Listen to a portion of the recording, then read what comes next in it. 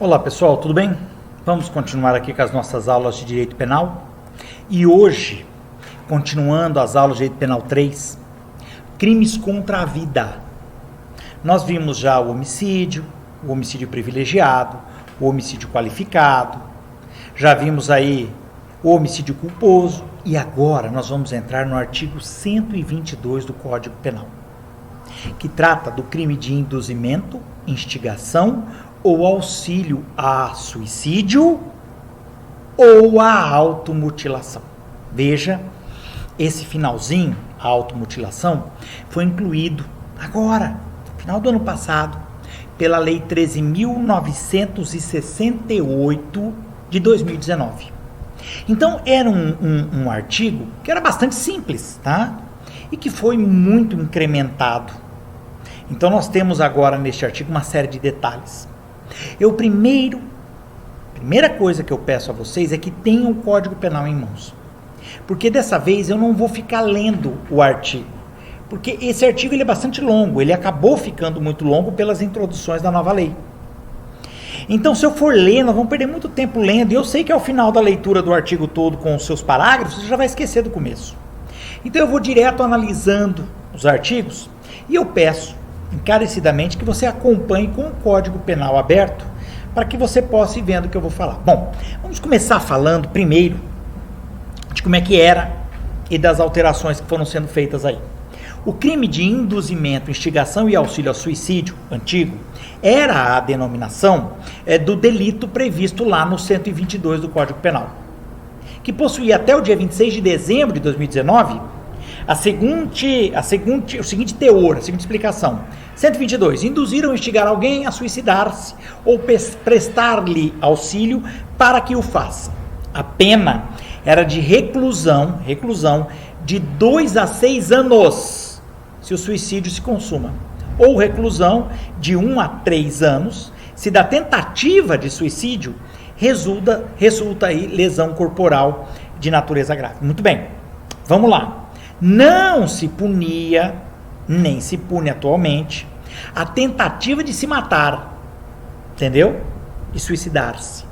A norma penal tutela a vida alheia, não aceitando que o agente dê a ideia, ou reforce a ideia, ou o projeto, a intenção, ou forneça algum auxílio material para que um terceiro se mate. Então veja bem, há um equívoco muito comum de imaginar que o crime aqui é o crime de suicídio. Não é. O suicida, pessoal, é uma vítima. Aliás, ele requer tratamento, inclusive. Então, o problema aqui não recai sobre quem tenta se matar, sobre quem busca se suicidar. Porque se assim o fosse, a gente falava, como eu ouvi na época da faculdade, olha, você vai se matar? Se mata direito, hein? Capricha. Faz de primeira. Porque se você não conseguir, você vai ser processado ainda e pode ir preso. Ou, não, né? Claro que não. Então, o indivíduo que tenta se matar, não é a ele que é imputada essa conduta, percebeu? De tentativa de suicídio. Ele não comete crime. É o terceiro que planta na cabeça dele, que reforça a ideia dele de se matar, ou que auxilia de alguma forma, emprestando arma, corda para ele se enforcar, sei lá. O sujeito ativo do crime pode ser qualquer pessoa. Entretanto, o sujeito passivo deve ser pessoa capaz de compreensão sob pena de se configurar o homicídio, viu? É porque uma criança pequena, ela não tem a compreensão de que ela pode estar se matando com determinada atitude, percebeu? Uma pessoa com problema mental também não tem discernimento para entender que certas atitudes que ele tome podem levá-lo à morte. Se o agente agir colocando na cabeça dele, dando algum auxílio, instigando a que ele faça algo para se matar, neste caso é homicídio. Percebeu? Porque a pessoa, a vítima, não tinha capacidade mental de compreender as suas atitudes, tá? Caso o agente induza, por exemplo, uma criança a beber veneno, ele responde por homicídio, já que essa vítima, a criança pequena, menor, não possuía capacidade de compreender o que estava fazendo, entendeu? A conduta, pessoal, deve se dirigir a pessoa determinada, ou a pessoas determinadas, tá? Se a conduta se voltar a pessoas indeterminadas, pode-se configurar o delito de incitação ao crime, que é lá do artigo 286 do Código Penal, tá? Incitação a crime. Então, se, por exemplo, numa página de internet o sujeito passa a fazer um discurso falando para as pessoas se matarem, pondo na ideia delas a ideia do suicídio, algo assim, veja, aqui incitação a crime não é. Se alguém vier efetivamente a se matar, não entra neste crime. Tudo bem? Por quê? Porque não é uma pessoa determinada. Ele não está falando com uma pessoa específica. É para qualquer um. Vamos aí à análise dos termos. Induzimento. No induzimento, o agente cria na vítima a ideia. Induzir é plantar na ideia da pessoa a ideia de ele se matar, de tirar a própria vida. A instigação, o agente reforça uma ideia pré-existente. O cara já vem pensando em se matar e o companheiro, em vez de dissuadi-lo, não, ele acaba reforçando essa ideia. Tudo bem? No auxílio, o agente, sujeito ativo, presta assistência material à vítima. Veja, é assistência material, porque assistência moral seria instigação. O cara fala, eu estou pensando em me matar, as coisas não estão indo bem. O cara fala, não, eu acho que no seu caso, só se matando mesmo. Game over, tá? Dá um reset, começa de novo. Ora, eu estou tendo um auxílio? Não, eu estou instigando o cara que já está com essa ideia. Percebeu? Ou induzindo. Para que haja auxílio, tem que ser auxílio material. Muito bem. O auxílio material, ele deve ser acessório. Porque se o agente praticar atos executórios, quer dizer, eu não só auxiliei de forma acessória, eu fiz algo. Aí pode configurar homicídio. Por exemplo, se o agente fornece a corda para o sujeito se enforcar, temos auxílio ao suicídio. Agora, se ele empurra o sujeito para que a corda o enforque, aí é homicídio.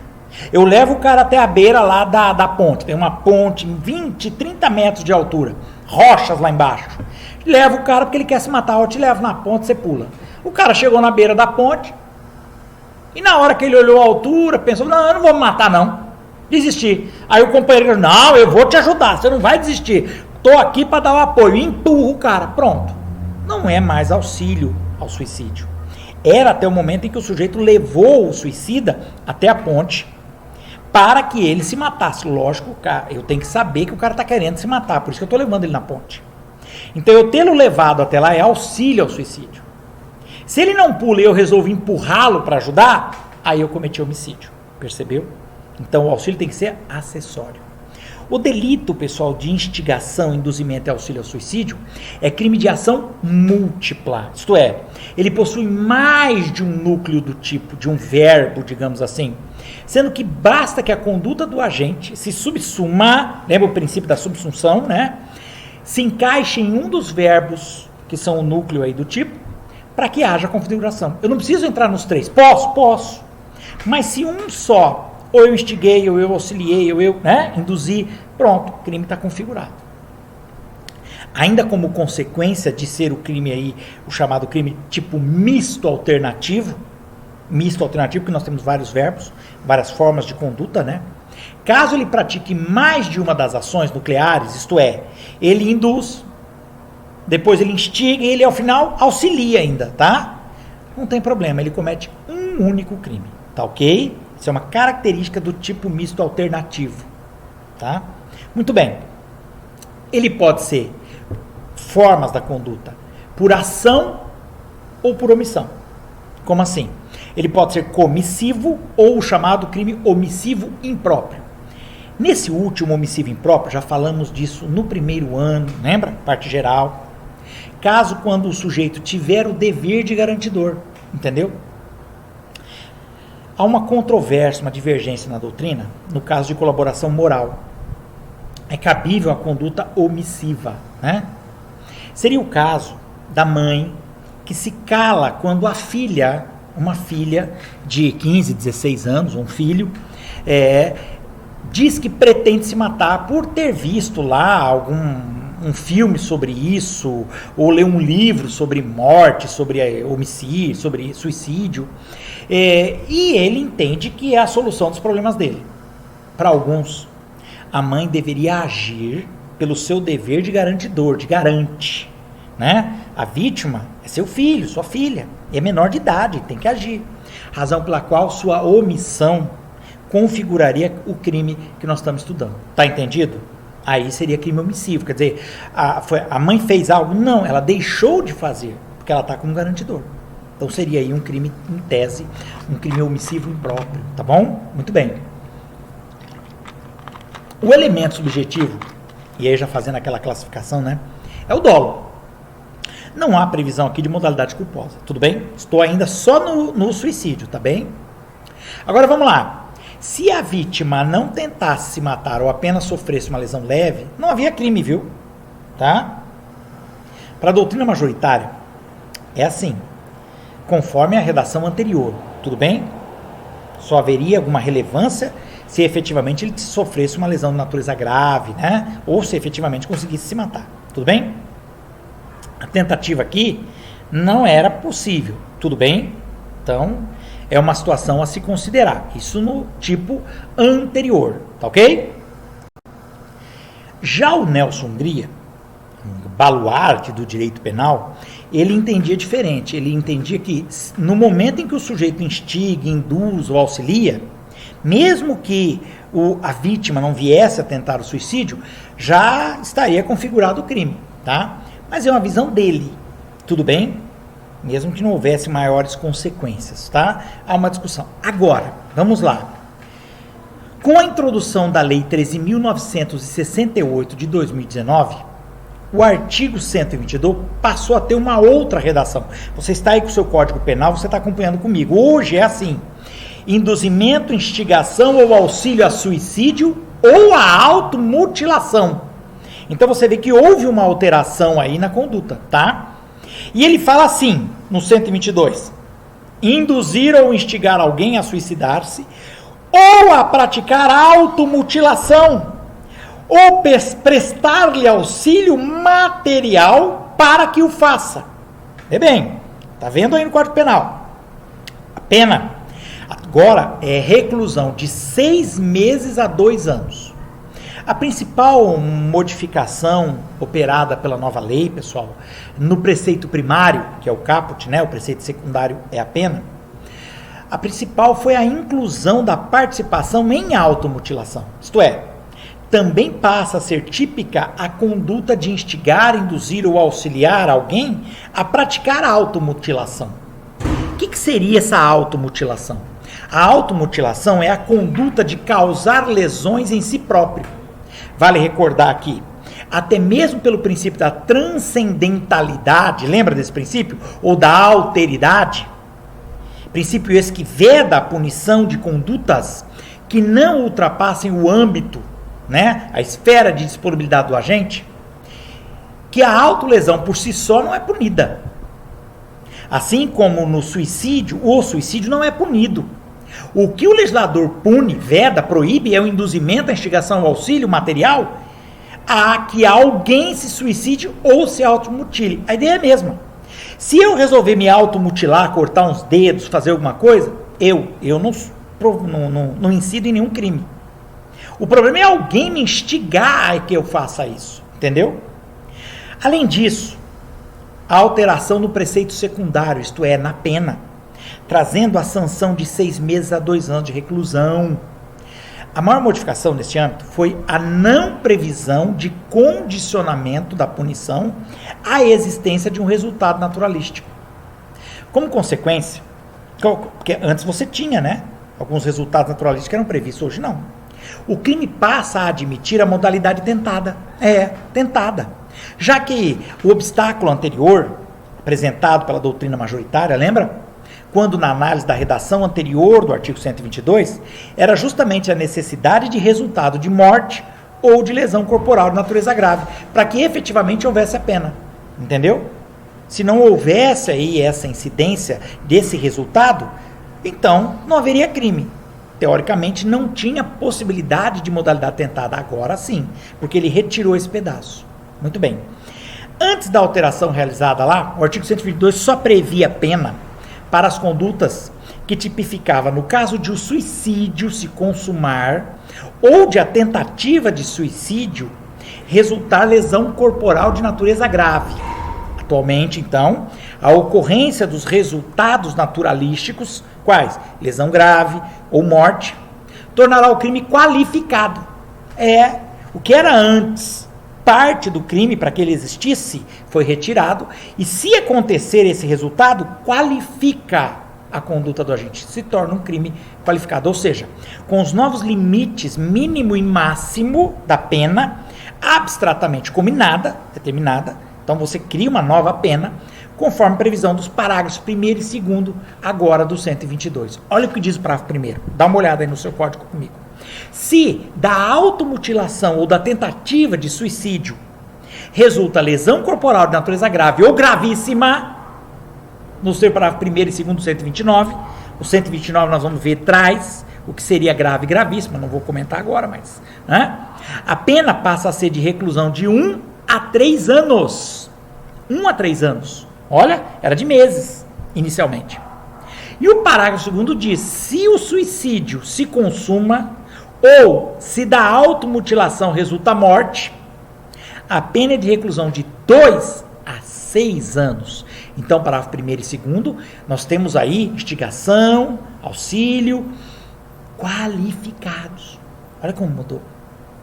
Portanto, pessoal, o resultado, lesão grave, tornará a conduta punível com a pena de reclusão de 1 a 3 anos. Se o resultado for a morte, seja por consumação do suicídio, seja como consequência aí da automutilação, a pena é de reclusão de 2 a 6 anos. Beleza? Muito bem. Lembrando ainda, que o dispositivo menciona lesão corporal grave e gravíssima. Ocorre que o Código Penal não menciona lesão gravíssima, tá bom? Nós vamos ver no 129, ele não fala. Ele chama as hipóteses de lesão qualificada de forma genérica, como lesão corporal de natureza grave. Ele não fala gravíssima, não existe gravíssima, pelo menos de forma escrita, tá? Depois nós vamos explicar melhor na parte de lesão. Lá tem 2 graduações diferentes da pena, tá bom? A doutrina passou a diferenciar aí como lesão grave e lesão gravíssima, mas na doutrina não há, na denominação do texto legal, nenhuma separação entre grave e gravíssima, tá bom? Depois nós vamos explicar um pouco melhor isso aí. Muito bem, sobre essas formas aí majoradas, o parágrafo 3º do 122, também incluído pela nova lei, passou aí a colocar as mesmas causas de aumento de pena que já estavam previstas no antigo parágrafo único, da lei antiga, sem, entretanto, prever a causa de aumento para casos de motivo torpe ou fútil. Olha lá, parágrafo 3º, a pena é duplicada. Vê bem como a coisa complicou. Agora deu ruim mesmo. A pena é duplicada. 1. Se o crime é praticado por motivo egoístico, torpe ou fútil. Você, meu querido, já sabe, Quando a gente fala de motivo egoístico, torpe e fútil, nós já falamos sobre isso, explicamos quando falamos lá do homicídio qualificado, tá? Então segue mais ou menos aquelas ideias. Inciso 2, também caso de duplicação da pena. Se a vítima é menor ou tem diminuída, por qualquer causa, a capacidade de resistência. Que vamos lembrar que o motivo egoístico, analisando, consiste no interesse pessoal do agente. Seria o caso de quem induz um sujeito com classificação superior em lista de espera, por exemplo, de um concurso ou de vaga de emprego, e ele induz o cara a se matar. Percebeu? Para quê? Para ele ficar com a vaga, para ele ficar com o emprego. Motivo egoístico, interesse pessoal. As únicas hipóteses que foram introduzidas pela nova lei foram a do crime praticado por motivo torpe e do motivo fútil. Entendeu? Essa entrou. E só para relembrar, motivo torpe, pessoal, é um motivo repugnante, vil, abjeto, desprezível. A vingança vem sendo compreendida pelo STJ, Superior Tribunal de Justiça, como um motivo torpe. A vingança é um motivo torpe. No caso do homicídio. No entanto, o STJ já decidiu que a vingança pode ou não configurar um motivo torpe.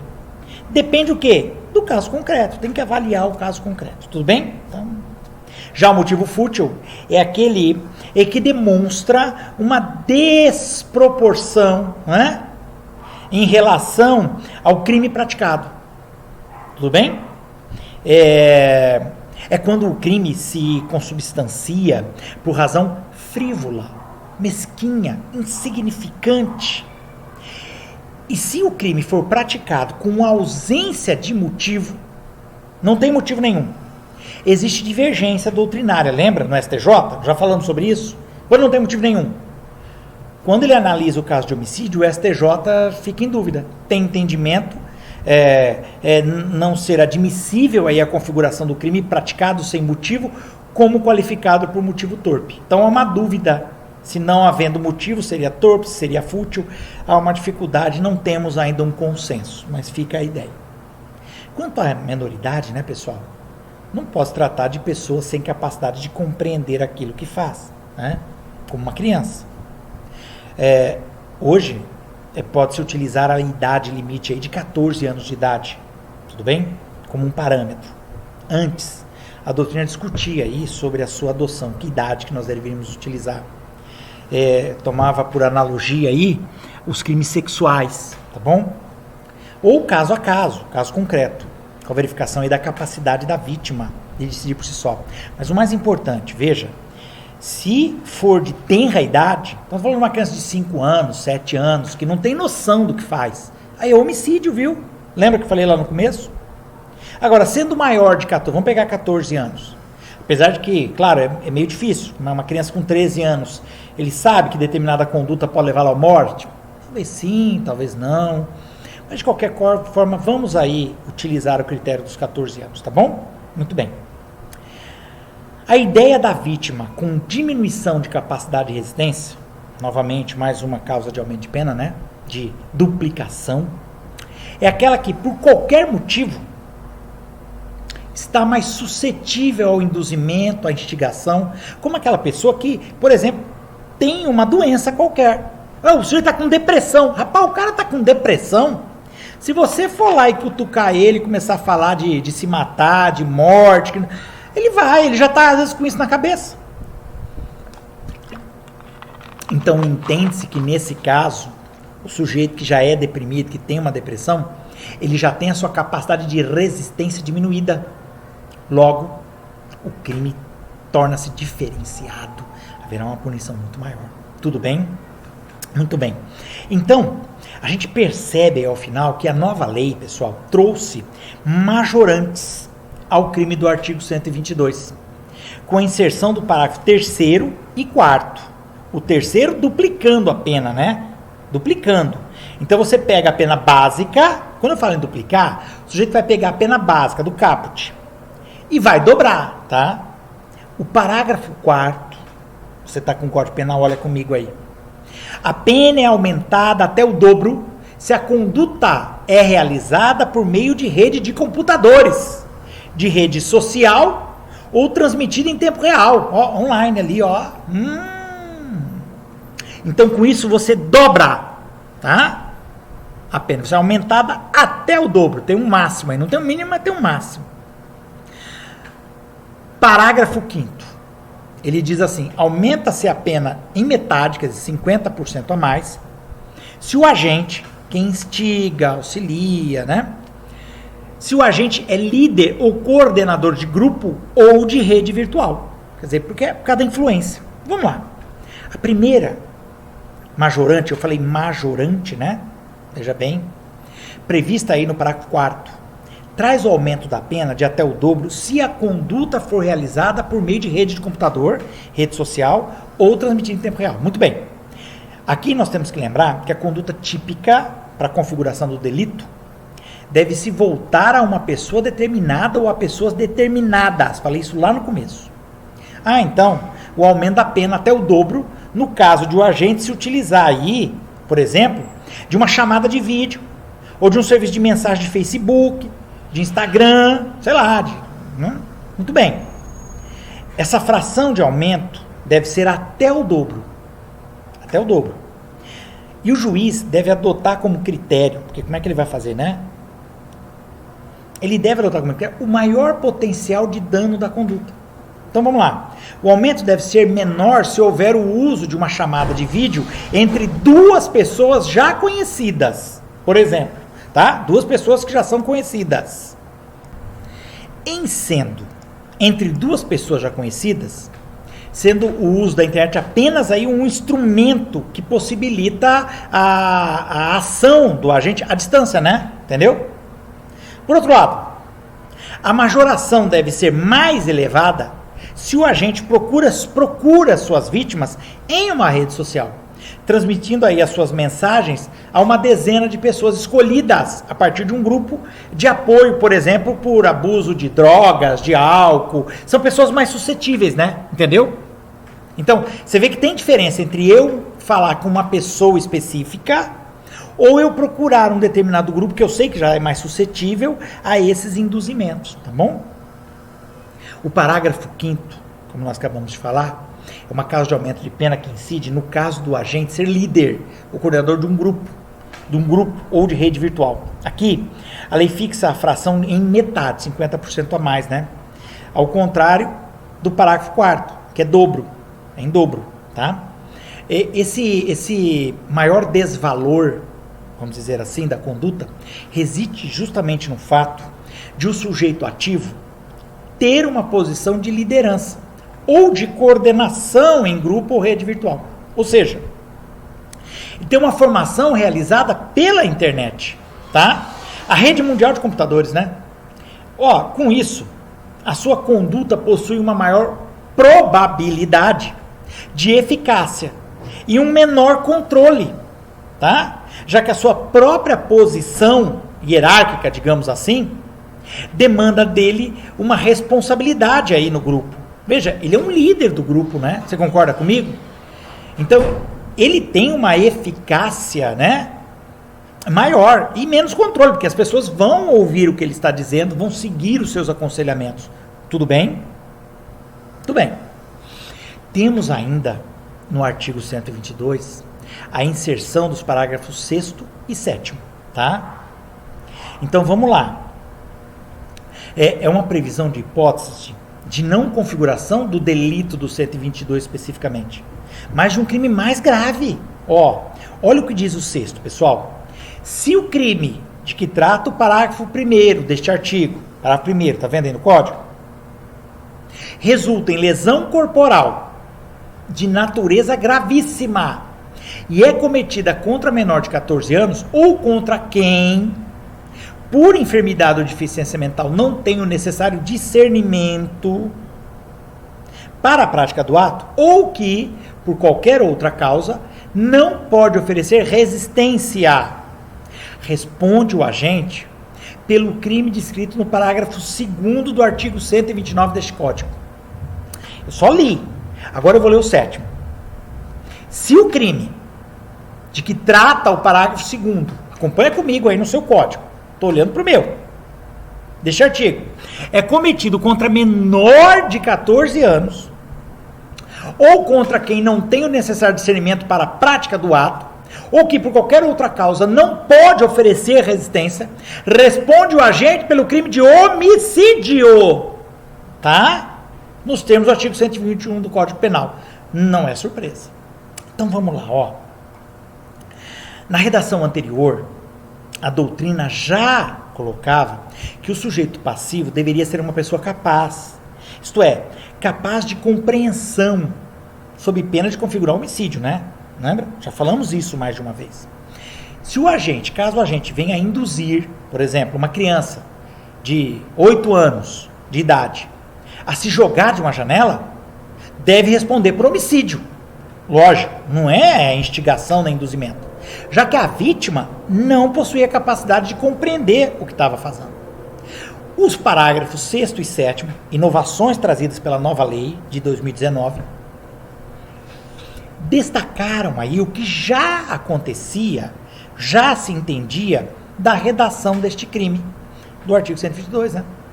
Com a inovação de destacar uma idade limite. Eles criaram a idade para não ter mais dúvida agora.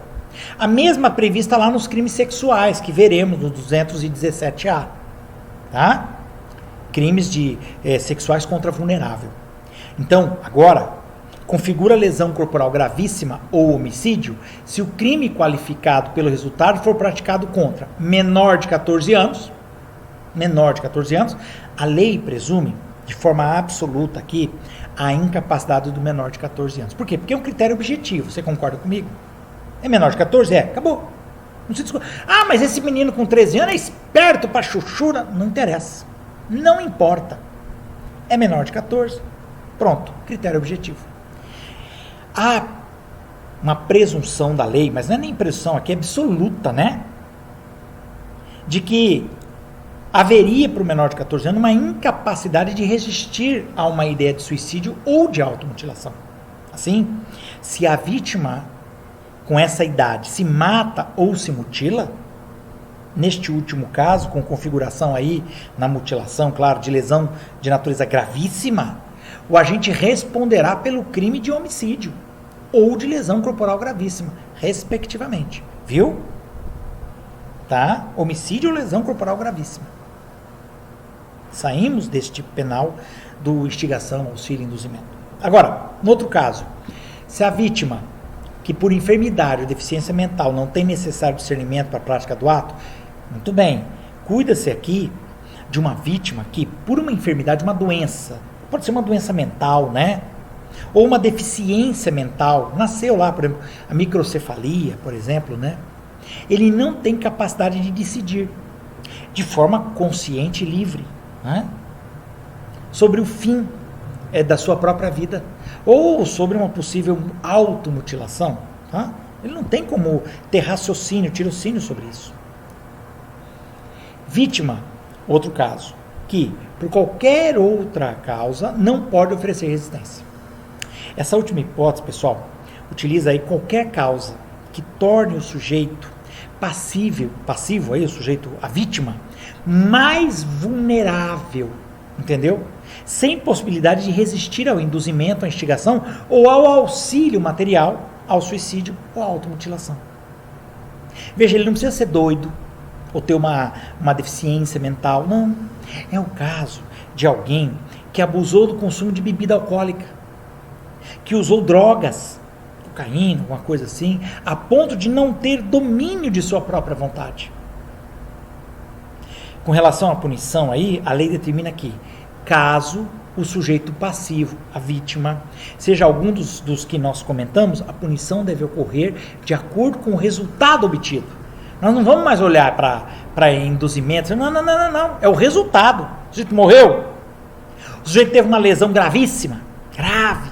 Então, lesão corporal gravíssima. Se o resultado for uma lesão corporal gravíssima, sendo a vítima uma das pessoas mencionadas aí nos artigos 6º e 7º, o agente, o sujeito ativo, deve responder nos termos do artigo 129, parágrafo 2º, que fala de lesão corporal gravíssima, a pena é maior. Entendeu? A gente tem que aí considerar também que a lesão de natureza gravíssima é uma denominação da doutrina.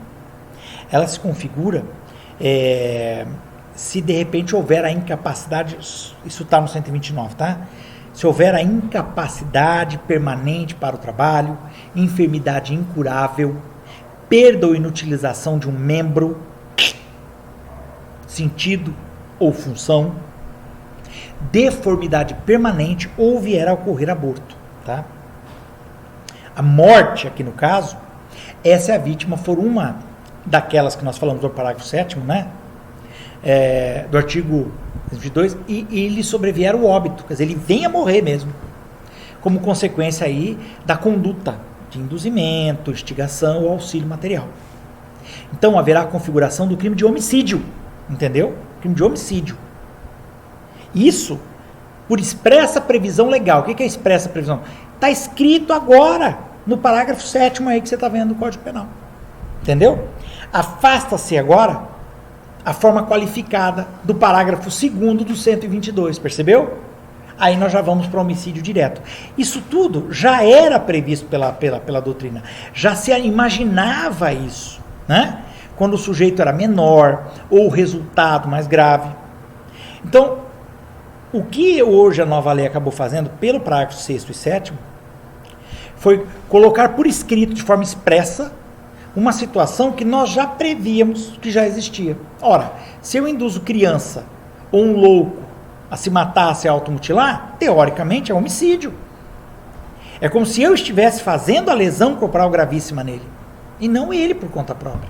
Por quê? Porque ele não tem tirocínio, raciocínio para entender a conduta dele. Agora, não precisamos nem discutir mais. Está escrito